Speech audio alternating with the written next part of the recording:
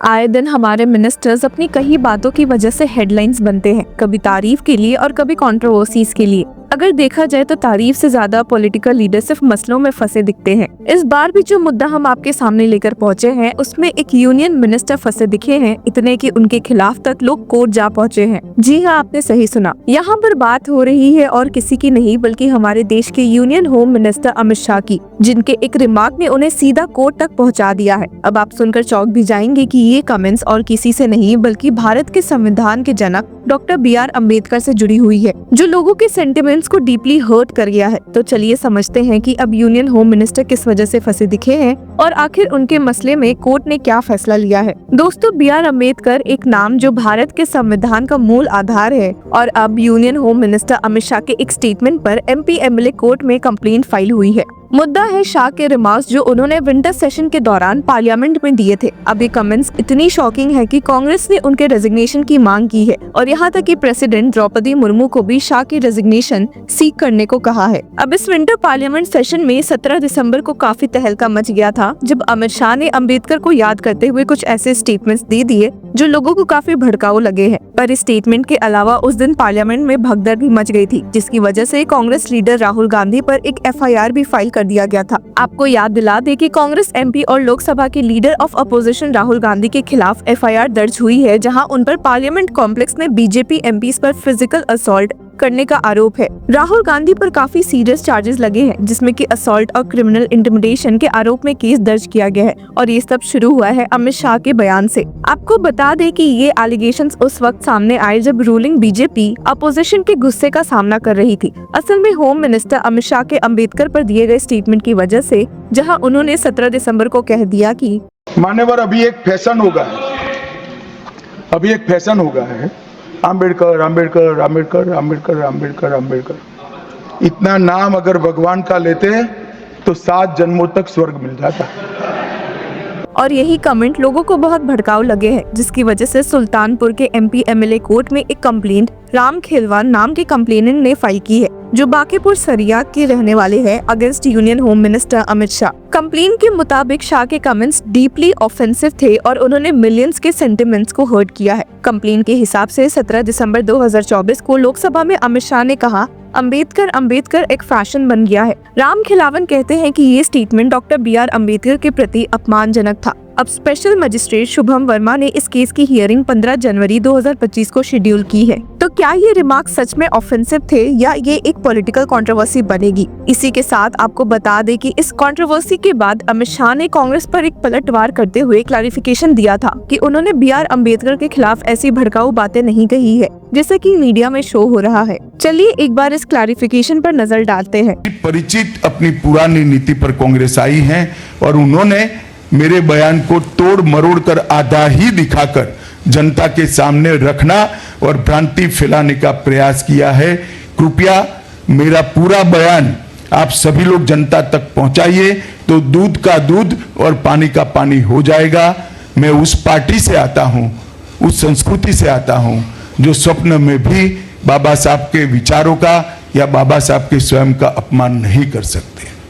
अब जहां इस मामले की हियरिंग 15 जनवरी को होगी, वहीं आपको बता दें कि जो FIR राहुल गांधी के खिलाफ फाइल्ड है वो BJP MP हेमंत जोशी की पुलिस कंप्लेंट पर बेस्ड है, जिसमें attempt to murder, causing hurt, endangering life और क्रिमिनल फोर्स जैसे चार्जेस लगाने की डिमांड की गई है। अब कहा तो ये जा रहा है कि पुलिस राहुल गांधी को अरेस्ट करने के साथ साथ क्वेश्चनिंग के लिए बुला सकती है और लोकसभा सेक्रेटेरिएट से CCTV फुटेज की रिक्वेस्ट करेगी, जहाँ ये इंसिडेंट अलिजेडली हुआ था। तो देखना पड़ेगा कि आने वाले दिनों में क्या होगा। लेकिन इसी के साथ एक डिटेल नजर अमित शाह के अम्बेडकर रिमार्क्स पर डाल लेते हैं। अच्छी बात है ना, सुनिए तो, सुनिए ना, आप सुनिए ना, मैं बताता हूं। हमें तो आनंद है कि अंबेडकर का नाम लेते हैं। अंबेडकर का नाम अभी 100 बार ज्यादा लो, परंतु साच अर्थ में अंबेडकर जी के प्रति आपका भाव क्या है ये मैं बताता हूं। मान्यवर, अंबेडकर जी को देश की पहली कैबिनेट से इस्तीफा क्यों दे दिया? अंबेडकर जी ने कई बार कहा कि अनुसूचित जातियों और जनजातियों से हुए व्यवहार से मैं असंतुष्ट हूं। सरकार की विदेश नीति से मैं असहमत हूं। और आर्टिकल 370 से मैं असहमत हूं। इसलिए वो छोड़ना चाहते थे, उनको आश्वासन दिया गया, आश्वासन पूरा नहीं हुआ, उन्होंने इग्नोरेंस के चलते इस्तीफा दे दिया। और एक श्री BC रॉय ने पत्र लिखा कि अंबेडकर और राजाजी जैसे दो महानुभाव मंत्रिमंडल छोड़ेंगे तो क्या होगा। तो नेहरू जी ने उनको जवाब में लिखा है, दादाजी के जाने से तो थोड़ा बहुत नुकसान होगा, अंबेडकर के जाने से मंत्रिमंडल कमजोर नहीं होता है।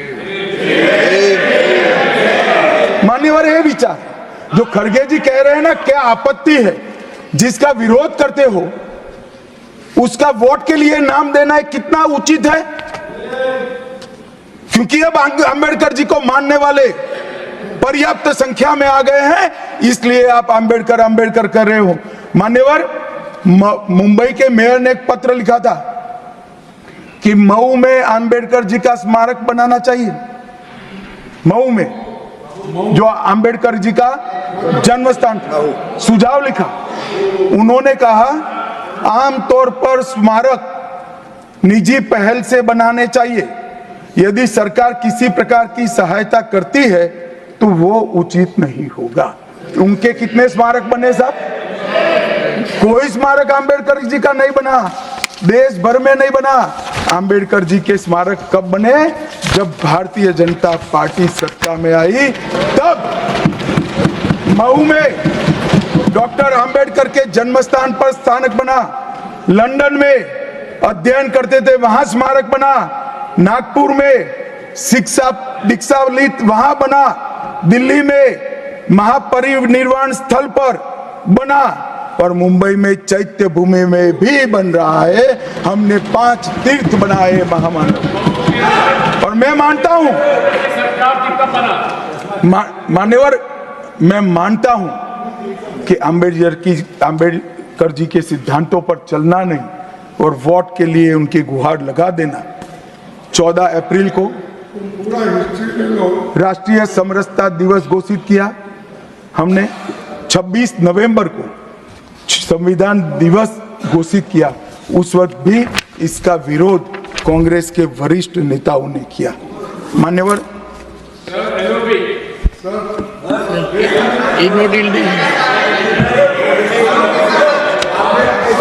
मान्यवर,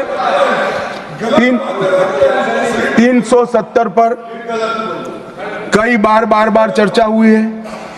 आपको क्या लगता है? कमेंट्स में अपना ओपिनियन जरूर शेयर करें और ऐसे ही खबरें देखते रहिए हमारे साथ @लॉ चक्रा।